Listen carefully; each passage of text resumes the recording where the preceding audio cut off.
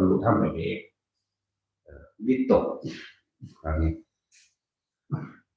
คำว่าวิตกเฮาสิวิตกหรือคิดพิจารณานั่นแหละอย่างว่าคิดถึงเรื่องใดเรื่องหนึ่งอันที่พิจารณาเรื่องของอสุภะ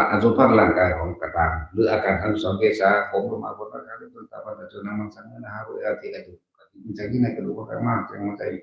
จากนั้นแต่รู้ว่ามันคือเรื่องไตสันปอดอันตั้งใจยังแต่ตัวนั้นเสียน้อยติดตั้งมันดีใช่ไหมภาพเปิดพร้อมปุ๊บไปพร้อมมันเองจนพวกละตั้งมาหมดน้ำปูไปเลยแหละหลังที่นั่นนี่ประกอบกับเป็นธาตุอาการ32มันเป็นธาตุดินธาตุดิน20ธาตุน้ำ12แบบนี้ไอ้ก้อนปลาตายมีธาตุไฟ4ธาตุน้ำรวมกันแล้วเป็นอาการ42ก็ว่าไป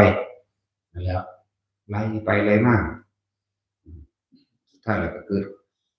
ความ